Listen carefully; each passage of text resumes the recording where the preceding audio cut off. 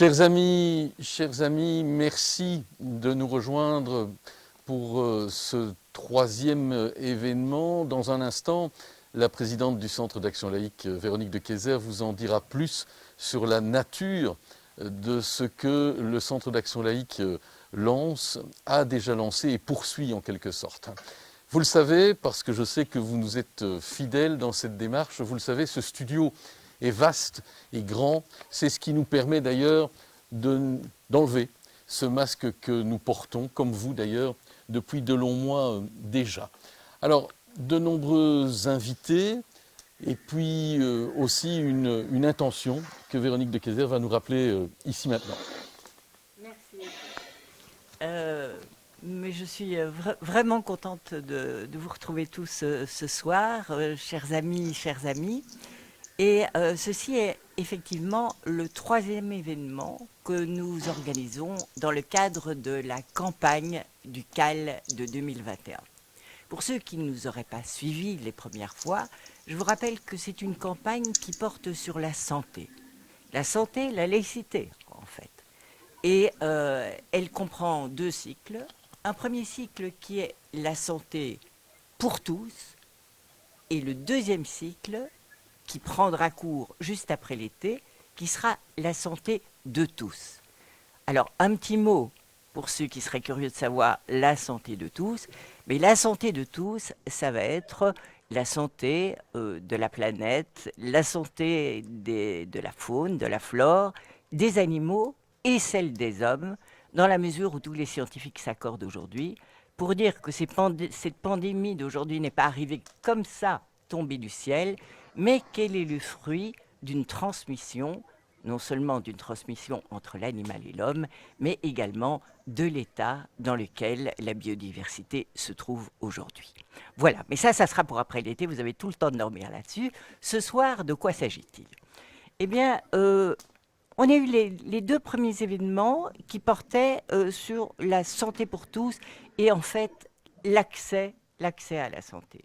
Alors, le premier, c'était la compréhension du chaos dans lequel on se trouve. C'était Patrick Lagadec. Puis, il y a eu deux éminents scientifiques, Michel Goldman et Mathias de Watripon, qui nous ont parlé de la technologie du vaccin, de cette invention, des difficultés, etc. Et ce soir, nous allons nous attaquer aux enjeux éthiques de cette pandémie. Alors pourquoi des enjeux éthiques ? D'abord parce que pour la laïcité, réfléchir sur l'éthique de cette pandémie est absolument essentiel. Et puis aussi parce que finalement, même si dans notre pays, il faut le dire, il faut le répéter, nous avons eu une certaine chance. Nous avons eu des drames, nous avons eu des morts, nous avons eu des malades, mais un système de santé qui, grâce au dévouement extraordinaire du personnel de santé, a tenu bon, des vaccins qui nous sont fournis gratuitement et dont je voudrais vous encourager à en user largement, des vaccins. Et nous avons aussi un système économique qui, bien qu'il souffre beaucoup, a tenu bon. Donc globalement, nous sommes parmi les pays favorisés dans ce monde. Mais à l'intérieur même de ce pays, qui ressemble à une petite Suisse pour ceux qui ne le connaissent pas, à l'intérieur même de ce pays, il y a des drames terribles. Et la pandémie en a créé pas mal. Alors vous vous souvenez de tous les morts dans les maisons de repos au début de cette pandémie, de ceux qui sont morts du Covid complètement isolés, mais de ceux qui sont morts de l'isolement et de la rupture du lien social, ça, nous ne l'oublierons pas.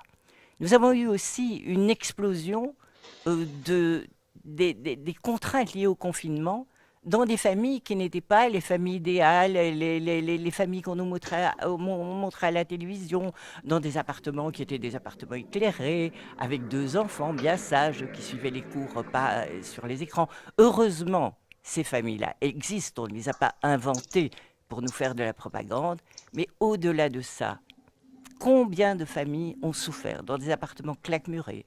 Combien de violences domestiques on a vu, à force d'exaspération, grimper. La violence sexuelle à l'égard des enfants a augmenté.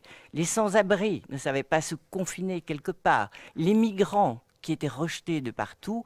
Et heureusement, des actes de solidarité se sont élevés. Mais nous ne pouvons pas oublier cette vulnérabilité qui est en train de nous gagner.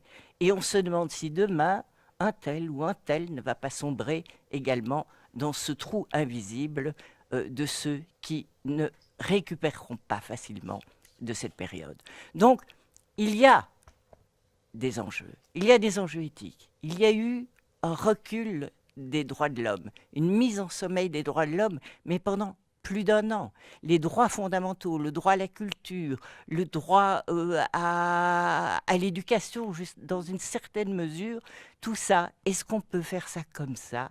Est-ce que c'était les bonnes solutions? Qu'est-ce qu'on peut dire de ça? Eh bien, ce soir, c'est de ça qu'on va parler. Alors, on va pas parler, pas moi, pas Eddy, mais on a un panel qui est extraordinaire. Alors, vous voyez déjà une représentante ici qui est Françoise Tulkens, que Eddy présentera, sinon il veut m'arracher les yeux.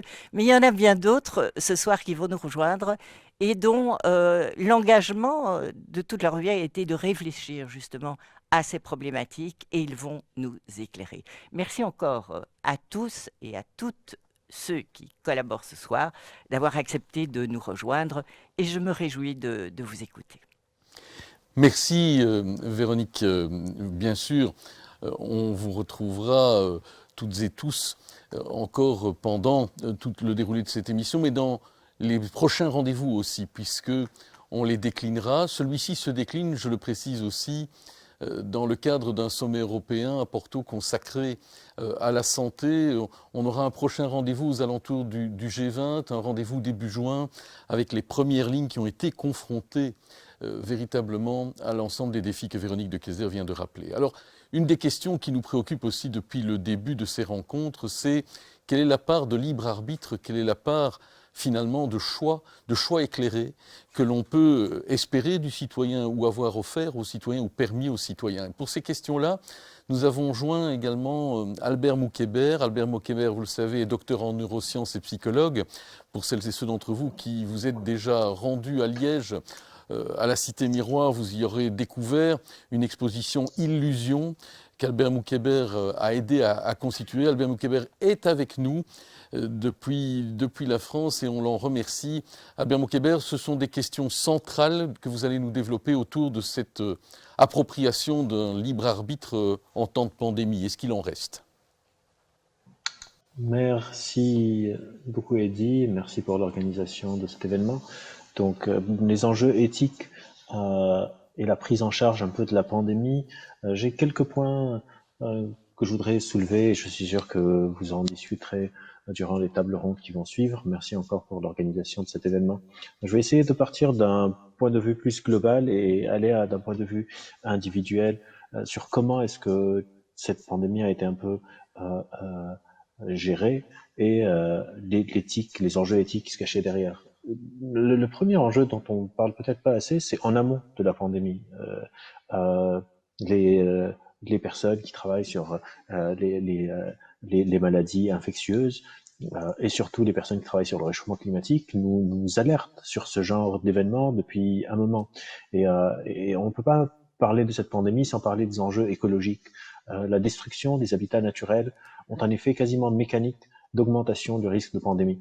Et des fois, on commence à parler après avoir créé un problème. Quand on parle de réchauffement climatique, et j'en parle parce que j'ai aidé à créer un laboratoire qui s'intéresse aux apports des sciences cognitives face à l'urgence climatique, on pense uniquement au réchauffement climatique, les températures. Mais on oublie de parler de la destruction des habitats naturels et du fait que les humains s'approchent de plus en plus d'environnements, d'écosystèmes qui peuvent être des sortes de réservoirs à des virus qui peuvent se transmettre à l'homme et causer des pandémies. Et là, on voit combien cette problématique est planétaire, combien la notion de pays, de frontières devient illusoire face à ces enjeux-là. Donc on a en amont une problématique qui est la problématique écologique. Tout à l'heure, dans l'introduction, on parlait de la santé, pas seulement des humains, mais aussi des animaux. Il faut dire qu'on a presque perdu 40% de la biosphère sur les 50 dernières années, et ça, ce n'est pas sans conséquences. Donc, ce serait pas mal qu'on apprenne aussi pour la prévention et qu'on réalise que les enjeux écologiques ne sont pas juste la montée des eaux ou le réchauffement des températures, mais aussi des maladies, des pandémies et plein d'autres enjeux socio-économiques qu'il va falloir qu'on prenne en compte. Donc ça, c'est un peu en amont. En aval, on a plusieurs problématiques qui ont émergé. Je vais essayer de parler des choses que je connais, qui sont liées aux sciences cognitives. Le premier, c'est un peu une corollaire du premier point, qui est le mythe de la gestion nationale d'une pandémie. Il y a très peu de pays. Il y a une étude qui est sortie avant-hier sur la gestion des pandémies. Il y a 6 pays qui ont réussi à avoir une sorte de maîtrise des pandémies, et souvent c'était pour des raisons très matérielles, très physiques. Par exemple, la Nouvelle-Zélande, qui est une île qui est isolée, qui a donc un contrôle mécanique de ses frontières, et quelques pays du sud-est de l'Asie, parce qu'ils ont une expérience avec ce genre d'événements. Pour le reste, on a vu combien vouloir faire des politiques nationales peut s'avérer puéril, ne serait-ce que, comme on voit par exemple, la dévastation en Inde ou au Brésil, qui fait que des variants peuvent émerger. Le fait qu'un virus circule, c'est une cause quasiment mécanique d'une émergence de variants, et du coup, on peut se dire, on s'en fout s'il y a Bolsonaro au pouvoir au Brésil, sauf que on peut plus vraiment s'en foutre. Et donc, ça soulève des questions qui ont toujours été d'ordre éthique. Est-ce qu'on peut laisser faire n'importe quoi et se dire ça nous ne regarde pas, nous on est juste responsable de ce qui se passe dans notre petit coin dans notre petit lopin de terre sur la planète. Mais maintenant on voit combien cela peut être important. Donc ça, c'est à une échelle un peu nationale. Pour descendre un peu plus à un niveau plus local et parler un peu d'un point de vue cognitif, la première chose dont il faut parler, moi par exemple, donc, à la Cité Miroir de Liège, j'ai aidé à parrainer une exposition sur les illusions cognitives, sous ce qu'on appelle les biais cognitifs, ces distorsions de notre cognition, de comment on traite l'information. Et il faut savoir que ces biais cognitifs, pendant longtemps, ont été utilisés comme une sorte de bouc émissaire, comme si la responsabilité de la gestion de la pandémie dépend de l'individu. Et ça, c'est quelque chose qui est très dangereux. J'ai signé une tribune dans Libération avec un collègue sur pourquoi c'est très important de ne pas surresponsabiliser l'individu et invisibiliser la responsabilité gouvernementale, la responsabilité du système. On a vu émerger une sorte de paternalisme où on donnait des bons points, des mauvais points sur les gens en disant que les personnes sont irrationnelles, font n'importe quoi, vont dans les parcs, sont en train d'organiser des dîners, alors que il faut tout le temps penser ces problématiques dans un contexte informationnel qui existe. Ainsi, lorsque le gouvernement, par exemple, qui est supposé être la source crédible la mieux informée et responsable de la bonne gestion de la crise, envoie des signaux incohérents, comme par exemple au début, en tout cas en France, le maintien des élections municipales en même temps exhorter à rester chez soi un dimanche printanier, l'information globale dont on dispose est ambiguë. On appelle ça des injonctions paradoxales, de dire tout et son contraire. Et dans un tel niveau d'incertitude, on a une marge d'interprétation très importante qui fait que ça peut induire une variété de réactions différentes de la décision de ne pas aller voter ou à celle de ne pas se confiner. Et derrière ça, on va blâmer, on va mettre l'onus de la responsabilité sur une soi-disant irrationalité de l'individu. Mais dans un contexte sanitaire, comme on a dit, où des privations de la liberté individuelle inédites ont été mises en place, et dans un contexte politique où beaucoup de corps sociaux se sont insurgés, on pourrait même s'étonner par la rapidité avec laquelle la majorité des gens s'est pliée aux consignes. Quand on regarde maintenant après coup, on a maintenant presque 1 an et quelques de recul sur ces événements, la majorité des personnes ont accepté ces mesures liberticides assez facilement. Et c'est presque dommage qu'on parle tout le temps de ces biais cognitifs, de cette irrationalité des gens. Parce que d'un côté, tout le monde a accepté de mettre de côté son pouvoir de contestation, par exemple, pendant une période pour assurer la protection des plus vulnérables, pour comprendre les soignants, pour lesquels, pendant une période à 20 heures, on applaudissait sur les fenêtres, etc. C'est une attitude qui est plutôt rationnelle, plutôt louable et qui montre une sorte de de sacrifice de soi. Mais en se focalisant sur les biais cognitifs, on minimise ce rôle déterminant que joue l'environnement dans lequel on évolue. On risque de surresponsabiliser ces individus et surtout, et pour moi ça c'est un des points les plus importants, d'individualiser la gestion de la crise. On est devenu, genre, tout a été focalisé sur les masques, le gel, les gestes barrières, comme si l'individu est responsable de cette gestion, alors qu'il serait nécessaire d'observer, de comprendre la situation, plutôt que de juger de la rationalité de telle personne ou de telle personne. Parce que partir d'une fausse conception ou d'une conception orientée de l'humain, comme de ce précepte que l'humain est rationnel, bourré de biais cognitifs, est susceptible d'aboutir à des prises de décision inappropriées et injustes. Et je peux prendre l'exemple pour illustrer de cette vision un peu faussée ou en tout cas orientée d'une certaine prisme politique qui est un peu ce paternalisme, cette surresponsabilisation de l'individu sur la vaccination. Pendant longtemps, on a mis en avant les fameux anti-vax. Sauf que quand on regarde dans les faits, on est en train de mettre à même plan l'expression d'une opinion et le comportement associé, alors qu'en psychologie, on a quelque chose qui s'appelle le intention-action gap, le trou intention-action.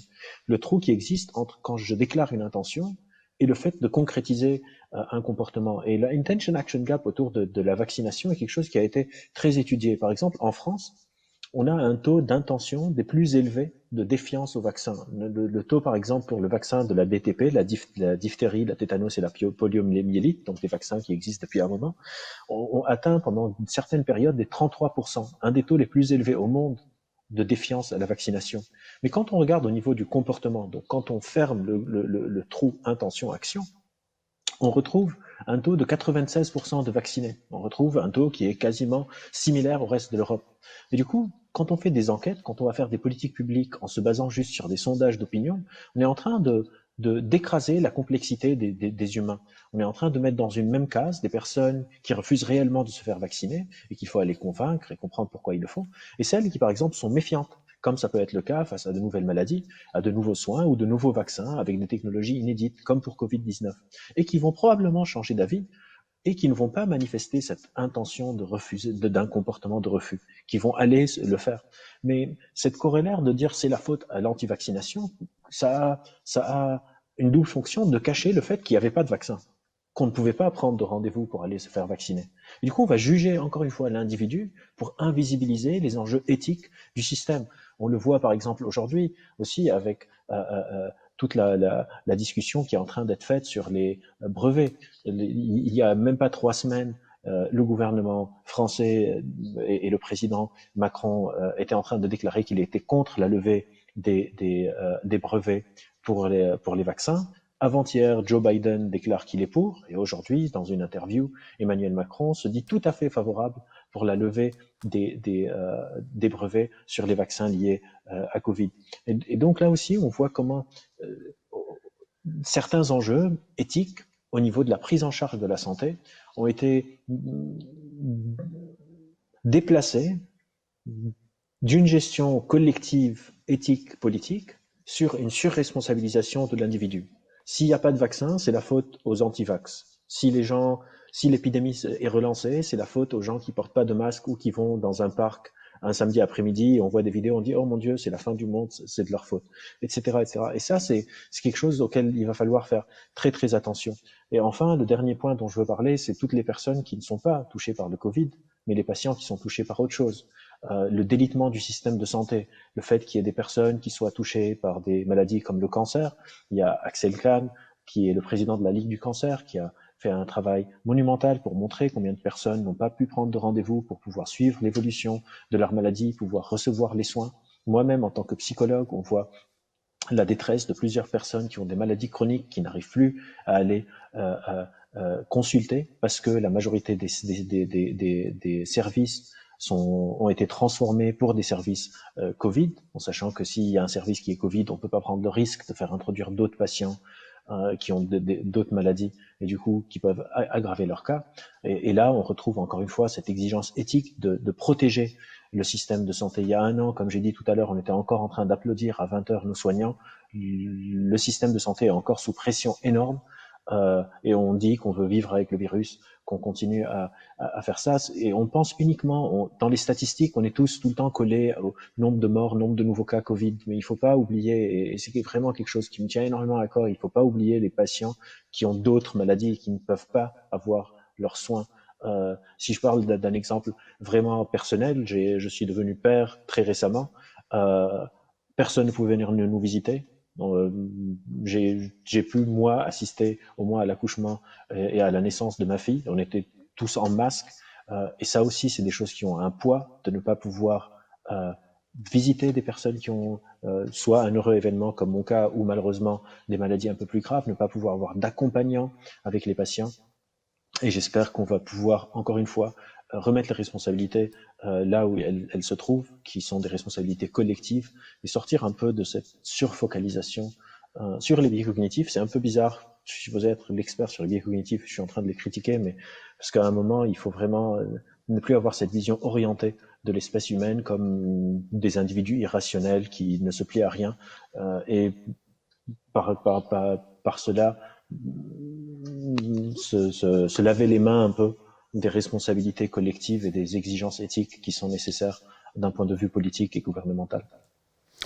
Merci beaucoup pour cette introduction empreinte à la fois de beaucoup de points de réflexion et puis beaucoup d'honnêteté aussi. Merci Albert Moukébert. On vous retrouvera évidemment avec plaisir dans les semaines et mois qui viennent. Il y a évidemment déjà matière à réflexion.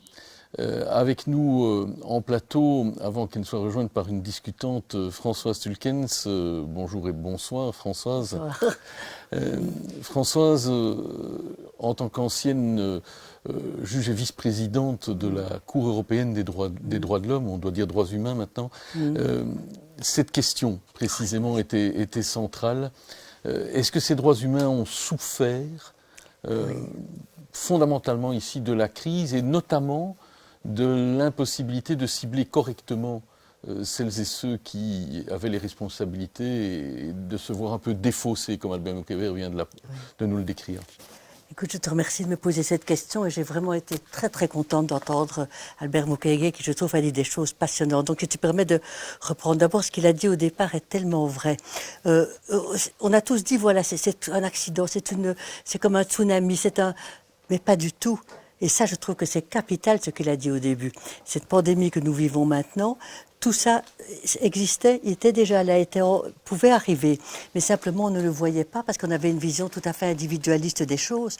Or, évidemment que c'est lié à un ensemble. D'ailleurs, maintenant, je vois beaucoup de chercheurs, ils ne parlent plus de pandémie, mais de syndémie. C'est-à-dire que c'est un ensemble, c'est lié à, je dirais, un peu toute une vie économique, sociale. Ce sont des choix que nous faisons et depuis combien d'années et qui, effectivement, nous amènent à ça. Donc, je trouve que c'est capital ce qu'il a dit au début. C'est vraiment capital parce qu'on doit se défaire de cette idée que tout ça, ça arrive comme ça, par hasard, et on n'était pas prêt. Pardonne-moi le mauvais jeu de mots, mais on a préparé l'impréparation. Ça, c'est évident, quoi. C'est évident. Et donc, c'est quand on a une vision globale de ce qui s'est passé, pour moi, c'est vraiment... Et puis, ce qu'il a dit en second, là, je suis mais profondément d'accord. On a rabattu tout ça sur les individus, sur les personnes. Et c'est pour ça, je vais dire une chose qui est politiquement incorrecte, je le sais, c'est pour ça que ce concept de résilience, je ne l'aime pas. Parce que je trouve ce concept de résilience rabat tout sur les individus. C'est une manière de dire, nous sommes responsables et dès lors, tout ça, c'est à nous à le faire. Et comme il a dit très très bien, si on sort sans son masque, parce qu'on est responsable de tout. Or, précisément, c'est un problème collectif, c'est un problème politique, c'est un problème social, et on ne peut pas rabattre sur les individus. Et alors, c'est pour ça que vraiment ce qu'il a dit, moi, m'a passionné, je ne le cache pas, et j'aimerais bien d'ailleurs qu'on puisse suivre la discussion avec lui. Parce qu'alors, c'est sûr qu'on a vu dans notre pays, puis dans les autres, tout d'un coup, et on a tous accepté au début. Évidemment, la santé passe avant tout, la vie, évidemment, avant tout, personne ne songe mais dès lors, on a imposé à des personnes, à des êtres humains, une série de limitations, une série d'atteintes à des droits fondamentaux. D'abord, l'idée que tout le monde accepte ça si aisément, moi, ça me pose vraiment problème. Je ne dis pas que nous sommes tous... être un peu plus rebelles. Mais évidemment, je suis tout à fait d'accord avec toi. Je ne dis pas qu'on a tous été des moutons, mais on a tous été pris dans cette évidence, cette pseudo-évidence. Et une fois qu'on vous met comme ça en tête qu'il y a des évidences, que évidemment la santé passe avant tout, évidemment la vie passe avant tout. Et quand je dis ça, je reconnais que je suis un peu provocatrice, mais quelle vie? Est-ce que c'est la vie nue, comme disait Hannah Arendt, ou bien c'est une vie sensée? Et lorsqu'on voit ces atteintes aux droits fondamentaux, dans je veux dire, je peux te faire l'énumération de tous ces droits qui sont évidemment atteints, mais des droits, qu'est-ce que c'est? Derrière les droits, il y a des atteintes à des situations. Il y a effectivement des enfants qui décrochent de l'école, il y a des personnes âgées qui dépriment, il y a la psychiatrie qui se développe, il y a les violences. Ça, c'est la question des violations des droits humains. Parce que sinon, on dit tout ça sont des articles de loi, ça nous est égal, mais pas du tout. Quand il y a eu cette atteinte aux droits fondamentaux que nous avons tous acceptés un peu comme des moutons. Alors maintenant, on commence à dire non, ça n'est pas possible. Mais depuis le début, malheureusement, c'était là. Depuis le début, on l'a dit. Depuis le début, ces choses ont été dites. Et alors, effectivement, on a pris un peu les personnes comme étant de manière paternaliste, comme il vient de dire. Et ça, c'est contraire même à la position des droits humains. Les gens ont des libertés. La liberté, la solidarité, je dirais ça sont des valeurs. La santé, c'est pas une valeur, c'est un bien. Bien sûr que la santé, c'est important. Mais à côté de la santé, il y a ces valeurs de liberté, d'égalité, de solidarité. Et donc, c'est ça qu'on doit travailler ensemble et pas les opposer. Pardonne-moi, je suis trop longue. Non. Parce qu'une fois que j'ai envie d'y aller... On a vu, évidemment, on va revenir, d'ailleurs, tout à l'heure également avec Jacqueline Hermans, qui nous a rejoint ici et que je salue déjà pour faire cette discussion. Oui, mais il y a encore, évidemment, on ne peut pas faire le catalogue, mais il y a une série de choses qu'on peut peut-être relever au regard de ce que, éventuellement, la Cour, si un jour elle est saisie, pourrait discuter. Alors on a ciblé effectivement des groupes. On a dit des jeunes, vous êtes les responsables de la progression de la pandémie et progressivement, même certains disaient, de la mise en danger, des mots plus durs ont d'ailleurs été utilisés, la mise en danger de vos aînés. Première chose. Puis on a vu aussi une certaine violence parce que les groupes de pouvoir ou les cercles de pouvoir, et on songe évidemment par exemple aux policiers dans certains cas, ont été investis d'une mission quasiment totale de pénétrer les domiciles. On avait pourtant vu des oppositions lors des visites domiciliaires prévues pour les problématiques de réfugiés, et puis là, subitement, on a trouvé normal que chacun puisse voir son domicile éventuellement violé, sa propriété privée violée. Et pourtant, pour l'instant, que je sache, il n'y a pas encore 1000 recours devant la Cour européenne des droits de l'homme à cet égard. Non, il n'y en a pas encore, mais il y en aura. Saisine. Il y en aura parce qu'évidemment, il faut d'abord épuiser les voies de recours internes, comme on dit, c'est-à-dire il faut d'abord soumettre ça aux tribunaux nationaux. Alors évidemment, ils ne sont pas encore là aujourd'hui à la Cour, mais ils viendront, j'en suis certaine. Et alors la Cour, c'est évident, parce que tout à l'heure, Albert faisait un lien avec les problèmes climatiques. Et il a entièrement raison, les affaires climatiques maintenant sont à la Cour. Elles sont là, il y a une requête qui est introduite par des avocats anglais au nom de toute une série de personnes portugaises, parmi lesquelles des enfants, et qui font valoir que de ne pas avoir adopté les mesures législatives nécessaires, eh bien, c'est un risque pour leur santé dans le futur, c'est un risque pour leur vie dans le futur. Donc c'est vraiment mutatis mutandis, comme disent les juristes, c'est un peu du jargon, mais voilà, on aime ça, du latin de cuisine, disons-le. C'est évident que ces questions vont arriver. Et alors la Cour, qu'est-ce qu'elle va faire? Elle va appliquer, j'ai envie de dire, ce qu'elle applique toujours lorsqu'il y a des violations, que l'on prétend qu'il y a des violations des droits fondamentaux. D'abord, excuse-moi, je répète ce que tout le monde a dit maintenant depuis des semaines, mais on l'a dit bien avant, et c'est pour ça que je suis contente qu'on le dise maintenant, mais il faut d'abord que s'il y a des limitations aux droits fondamentaux, que ce soit le Parlement qui décide, donc une loi. C'est pas parce qu'il y a un fétichisme de la loi, ça m'est tout à fait égal, c'est parce qu'il faut un débat démocratique pour ce genre de choses. Et donc il est temps de le dire. Alors un but légitime, parce que c'est la seconde exigence, le but légitime c'est la santé. Bien sûr, mais jusqu'où et comment? Et pardonne-moi même d'aller encore un peu plus loin, même on va dire derrière la santé, c'est la vie, parce que toujours ce lien entre santé et vie. Oui, mais comment et pourquoi? Tu vois, je trouve qu'il ne suffit pas simplement d'affirmer ça comme étant... Ça n'a pas de sens. Et puis, est-ce que la mesure est proportionnée? Alors tout ça, ça va faire l'objet d'une analyse qui doit être la plus fine possible, mais moi, ce qui vraiment m'a arrêté depuis le début, non, au dos de la santé, on peut tout accepter. On peut tout accepter, ça n'a pas de sens. Les perquisitions, l'atteinte au domicile, la vie privée, la vie familiale, l'instruction, le droit d'association, enfin tout tout. Tu sais, si je prends tous les droits de la Convention européenne des droits de l'homme et de tous les textes internationaux, ils sont tous en cause, absolument tous. Absolument tous. Donc, comment peut-on accepter dans une société démocratique que nous espérons qu'il va continuer, que voilà, avec une peur que l'on met sur le dos des personnes et une responsabilité qu'on leur impute. Et ça, je trouve qu'il a vraiment raison de le dire. C'est comme si nous étions, nous, chacun, responsables individuellement de ça, alors que c'est une syndémie. Ce terme est barbare, je n'aime pas, mais ça montre bien que c'est un ensemble de choses. Et les droits fondamentaux, là-dedans, eh bien, ils sont un élément crucial. Si on les abandonne, bon, je vais dire des grands mots, pas sur moi, mais c'est un recul de civilisation. On va poursuivre en accueillant Jacqueline Hermans. Bonjour Jacqueline. À la fois évidemment administratrice et trésorière du Centre d'Action Laïque, mais surtout aussi juriste et membre du Comité national de bioéthique ici en Belgique. C'est vrai que ces questions-là, fondamentalement, on pourrait se réfugier peut-être en disant, précisément, puisqu'il y a une instance dans notre pays qui peut être consultée, puisque c'est un conseil consultatif, qui peut être consulté, ça suffit à garantir, on va dire, l'ensemble des droits humains. Vous avez été consulté, mais pas forcément suivi. Et il faut se souvenir aussi qu'on avait déjà rendu un avis concernant la pandémie. Et donc cet avis, en quelque sorte, quand on le relit aujourd'hui, on retrouve tous les éléments qu'il aurait fallu mettre en place. Ce qui veut dire que, encore une fois, la préparation a été préparée. Oui.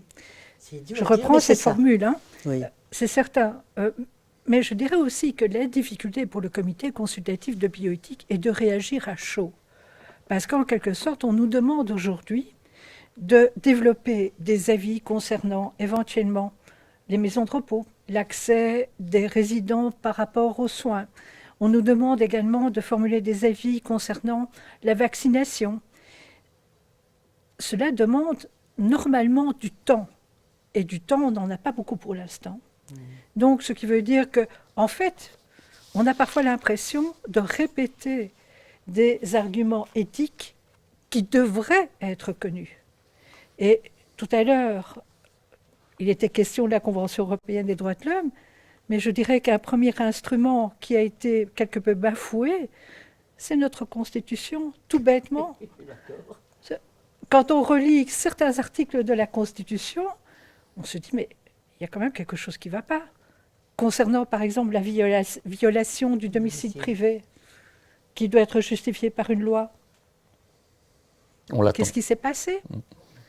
Donc, il y a une série d'éléments qui ont été très interpellants. Mais je dirais aussi que si le comité a un rôle à tenir, c'est aussi pour songer à ce que des parties de la population ne soient pas laissées pour compte. Or, il y en a. Or, il y en a. Prenons par exemple la vaccination, et je parlerai de droit à la vaccination, plutôt que de liberté de se faire vacciner. C'est un droit finalement de se faire vacciner. C'est un droit de se protéger, un droit aussi de se protéger et de protéger les autres. Oui, les États ont l'obligation de garantir d'ailleurs la sécurité et la santé. Mais entre-temps, revenir là-dessus, oui. Entre-temps, quelles sont les personnes par exemple qui sont laissées pour compte ? Pour l'instant, on va peut-être faire un effort pour les prisonniers. Mais longtemps, ils ont été oubliés. On va faire un effort pour les SDF. Longtemps, ils ont été oubliés. Mais par exemple, les populations qui ne regardent pas, ils ont tort évidemment de ne pas regarder la RTBF ou les émissions du Centre d'Action Laïque. Mais comment peuvent-ils être informés ? On doit aller vers eux. On ne doit pas attendre qu'ils viennent plutôt vers les centres de vaccination. Il faut informer, il faut donner toutes ces informations. Et là, je crois que c'est un travail qui n'a pas encore été fait, qui devrait être fait, par exemple, dans plusieurs langues, pas seulement en français, pas seulement en néerlandais, pas seulement en anglais. Nous vivons dans une société plurielle et il faut en tenir compte. Donc voilà, c'est déjà un premier aspect. Et je voudrais rebondir en ce qui concerne la santé. La santé, c'est un vaste concept. Oui. Ce n'est pas simplement guérir. Ce n'est pas seulement, je dirais, la question de s'attaquer à une maladie. C'est aussi la santé psychique. c'est aussi un ensemble d'éléments bien plus vaste que simplement la question d'avoir un médecin à son chevet, une infirmière, etc. Donc là aussi, il faut se reposer la question de la santé et puis peut-être ne pas oublier qu'on est mortel. C'est vrai. Ah, ça c'est une question fondamentale sur laquelle on risque d'ailleurs de revenir. C'est vrai que François Sulkens, en rebondissant dans cette partie, dans cette discussion finalement de réaction, je proférais l'idée, les États ont la responsabilité de garantir à leurs citoyens la sécurité des personnes, donc aussi certainement l'accès à la santé, et à la responsabilité de cela, mais aussi tous les autres droits, l'éducation, l'épanouissement de la personne. Est-ce que l'État ou les États, pris par surprise ou ayant organisé leur surprise, impuissants en tout cas, se sont servis par exemple d'instances de consultation ou même du paravent des droits humains pour dire rien n'est rompu? Est-ce qu'on s'en est servi comme alibi? Des droits humains, tu veux dire? Écoute, je trouve qu'ils n'en ont pas servi du tout. On n'a pas évoqué. Ces questions ne sont pas arrivées, ne sont pas entrées dans le débat. Parce que notamment on a mis les parlements en congé. Mais voilà, exactement. Et alors tout ça s'est fait de manière un peu managériale. Excuse-moi d'employer ce vilain mot, mais ça se fait de manière managériale dans des cercles, etc. Donc je n'ai jamais vu ces questions prises à bras-le-corps en disant, bon, les droits humains par rapport à la santé, comment va-t-on articuler l'un avec l'autre sans les opposer? Ça, je reviens sur ce thème-là. Mais alors quand tu dis la santé, tu as tout à fait raison, Jacqueline. La santé, c'est un concept général. C'est un bien qui couvre la santé physique, la santé psychique, bien entendu, la santé mentale. C'est vraiment et c'est vrai que bon, le droit à la santé n'est pas en tant que tel garanti par la Convention européenne des droits de l'homme, mais dans tous les autres instruments, la Déclaration universelle en 1948. Ils en parlent déjà, mais tu te rends compte, en 1948, au lendemain de la guerre, avec la Shoah dans les yeux, on affirme le droit à la santé, tous les pactes onusiens, la Charte des droits fondamentaux de l'Union, la Charte sociale européenne, enfin tous. Et le droit à la santé, si tu le pousses au bout, c'est un droit à la santé. C'est un droit à la santé, la santé, c'est au fond le bien-être. C'est au fond le bien-être, la santé, dans toutes ses formes. Et on peut chacun avoir une vision différente de la santé. Moi, pour la santé, je voudrais ceci, toi, tu voudrais autre chose. Et il faut accepter. Il faut accepter ce cas. Donc c'est ça pour moi là. Alors j'aime bien quand ici le thème du débat, c'est l'accès. D'abord, il faut avoir un accès à la santé, et puis après ça, qu'il soit égal. Donc c'est ça, deux choses différentes. Et l'une va avec l'autre. Ça, c'est vraiment important. Jacqueline, je suis d'accord avec toi. Tous ces droits fondamentaux dont on parle, ils sont dans notre Constitution. Et tu vois, tout ça, je ne comprends pas comment ça n'a pas été évoqué. Oui, depuis qu'il y a eu cet arrêt, enfin ce jugement, pardon, en référé du tribunal de première instance à Bruxelles, qui tout d'un coup a mis le haut là. Alors tout d'un coup, il y a eu cette loi pandémie, et quand tu as vu tous les débats au Parlement, alors tout le monde a évoqué ces questions. Enfin, c'est entré dans la discussion politique. Mais tard. Enfin, mais trop tard et trop peu. Trop tard et trop peu, parce que c'est pas beaucoup quand même. Ouais. Dans la mesure où on va aussi devoir préparer ce qu'on espère être l'après-Covid, même si on reste prudent sur le calendrier de la gestion de cette pandémie, parce qu'on l'a déjà dit, les variants peuvent beaucoup venir bouleverser de nos espoirs. Mais quoi qu'il en soit, on a aussi beaucoup dit, il faut préparer la société de l'après-Covid, la société de l'après ne sera pas forcément la société de l'avant. Est-ce que c'est vrai ça? Est-ce que vous avez le sentiment, l'une comme l'autre, que dans les réflexions, si on n'a pas tenu compte, Jacqueline Hermans, comme on le rappelait, avant d'un premier avis qui était une espèce d'état d'alerte, peut-on être persuadé que l'après tiendra vraiment compte de la leçon? Allez, vas-y. Je pense qu'on aura la même idée. Mais avec cette question, j'ai un souvenir, je n'y étais pas, mais mes parents ont connu la guerre. Et mes parents ont fait partie de cette génération qui, après cette Seconde Guerre mondiale, se sont dit « il faut préparer une autre société ». Quelle leçon on avait reçue à ce moment-là? Bien sûr, on a eu la sécurité sociale. Mais je me dis que si mon père revenait sur Terre maintenant, oui, c'est vrai, enfin, je n'y crois pas beaucoup, mais son regard serait certainement fort attristé, en se disant tout ça pour ça, est-ce qu'on a progressé? Et c'est la question, je reste optimiste, mais c'est la question que je me pose, est-ce qu'on aura retenu la leçon, tant en ce qui concerne la planète en général, qu'en ce qui concerne notre petite Belgique? Françoise? Bien, moi, je vais peut-être être. Je comprends bien ce que tu dis, je suis d'accord avec toi. Mais tout à l'heure, dans son introduction, la présidente Véronique de Keyser, qui est là, je suis vraiment contente de la voir ici, c'est une grande amie. Tu as bien dit, Véronique, qu'au fond, dans tout ce qui s'est passé, il y a quand même eu des choses extrêmement positives. Ça, c'est vrai. Et je trouve qu'il ne doit pas l'oublier non plus. Regarde, en matière de logement, par exemple, je vois des juges de paix qui ont permis que des commerçants, que des membres de l'ORECA ne paient pas leur loyer.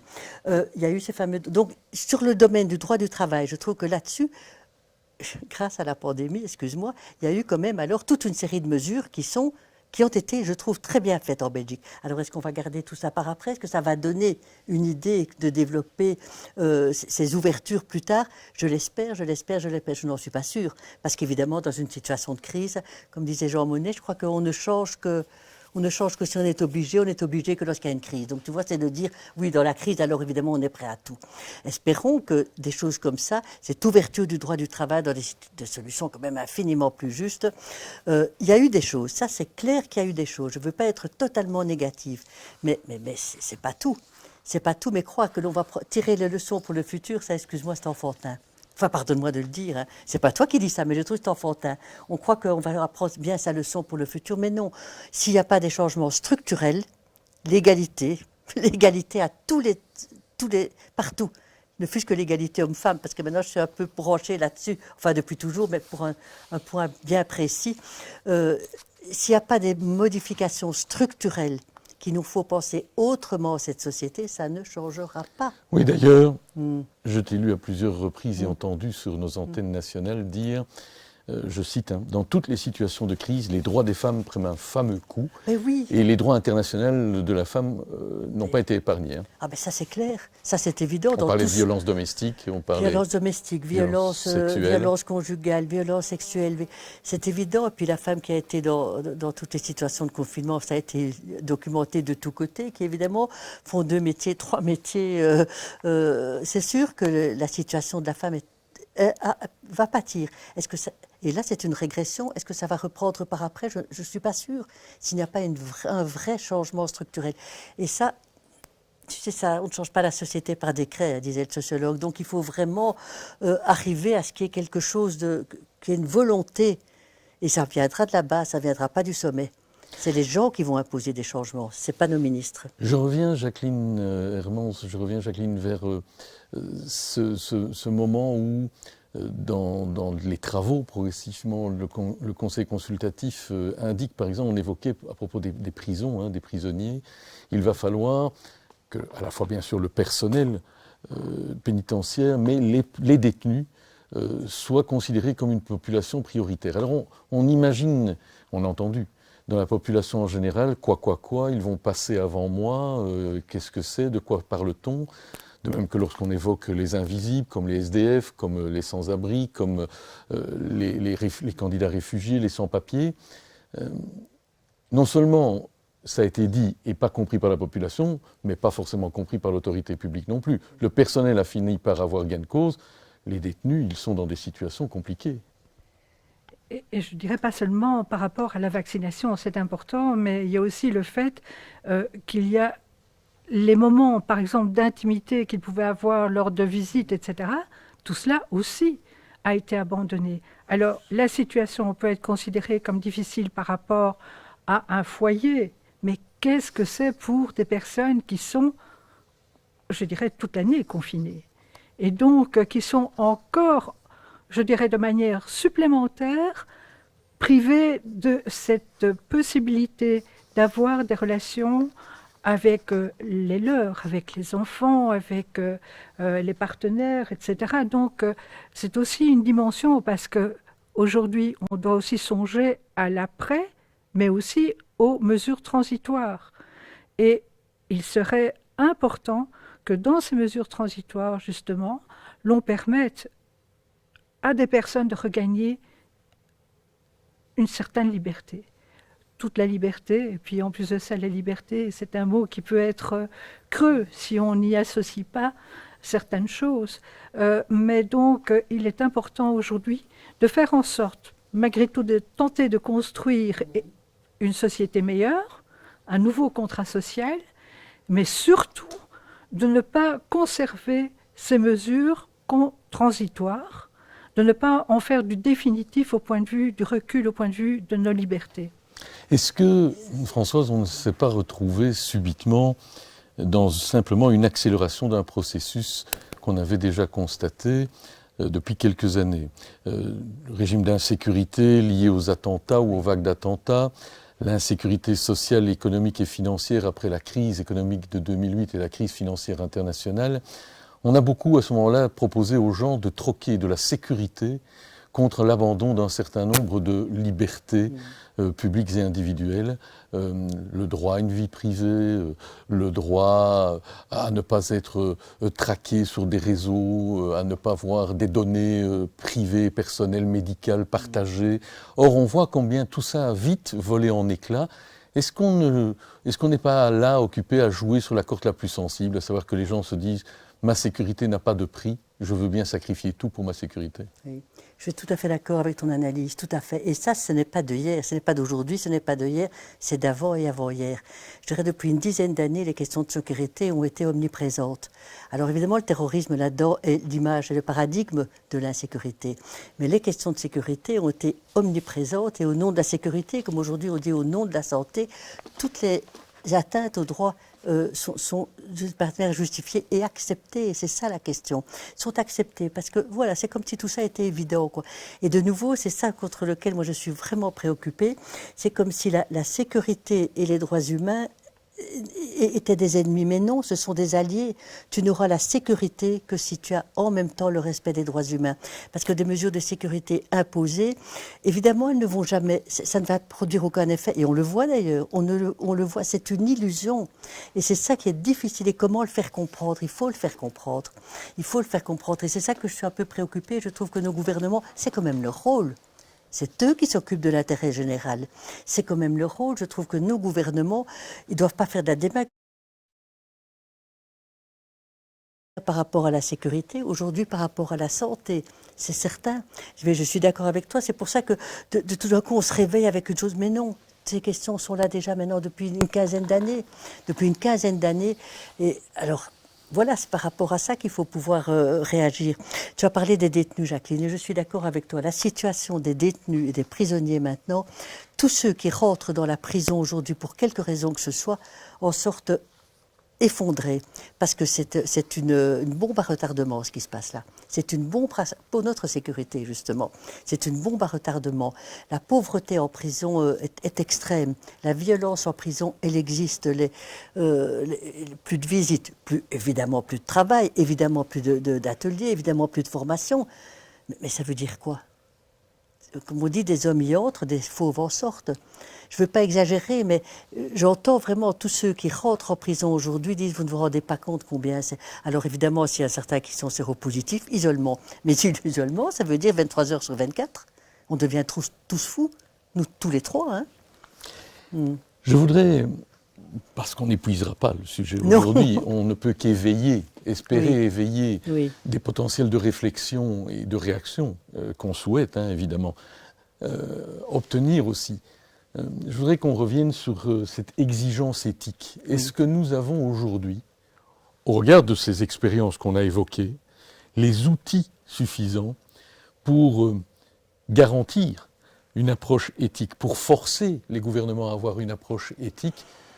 On se questionnait déjà face à l'illibéralisme d'un certain nombre. Est-ce qu'aujourd'hui, on n'a pas tous un peu accepté d'abdiquer? Oui. Donc on doit tout doucement s'indigner et se révolter. Excuse-moi, je ne peux pas ici appeler à la révolution, hein, c'est pas ça. Mais par moments, je comprends un peu que certains disent, eh bien, est-ce que ce n'est pas le moment, dans certaines situations, je vais lâcher le mot, d'avoir un peu de désobéissance civile. On ne peut pas continuer tout simplement à accepter tout ça comme si ça allait de soi, comme si c'était... Non, à un moment donné, après avoir épuisé tous les recours qui existent, ça évidemment, mais à un moment donné, bien, il faut dire stop. Et donc, Alors, ce n'est pas une question de moyens, c'est une question de volonté, c'est une question de courage. C'est pour ça que je serais très contente d'entendre Cynthia Fleury qui a des choses magnifiques sur le courage. Le courage, c'est 2 minutes. C'est vraiment ce qui sépare le vouloir de l'action. Lorsque tout à l'heure Albert parlait de ce gap entre l'action et l'intention, eh bien c'est la même chose. Le courage, c'est vraiment ça. C'est passer de cette volonté qu'on a envie de faire, eh bien à le faire, à l'agir. Et combien de fois dans notre vie on manque de courage, mais tellement souvent qu'on ne veut pas se lancer. Est-ce que nos gouvernants ont manqué de courage? Oui. Oui, je trouve que... Oui, je suis un peu dure, mais je trouve que c'est leur rôle, c'est leur mission. On ne peut pas simplement nous dire qu'on va faire le couvre-feu à Bruxelles à minuit, en Wallonie à 22 heures, que dorénavant les trucs de tatouage vont être ouverts, mais pas les coiffeurs. C'est pas ça. Ce qu'on leur demande, c'est une vision. On leur demande de ne pas manager. Ils n'y connaissent rien d'ailleurs. Ils n'y connaissent rien. Donc je trouve que, oui, moi j'appelle à une responsabilité beaucoup plus forte de notre gouvernement. C'est leur rôle. Jacqueline Hermans, il y a un outil qui en tout cas est censé, de manière consultative mais permanente, veiller au respect des concepts d'éthique. C'est un concept qui se discute, évidemment, l'éthique. Toutes les parties prenantes approchent sans doute la question avec leur éthique, mais est-ce qu'il est suffisamment fort, cet outil, que pour s'imposer aux gouvernants en disant « là, vous franchissez une barrière » ?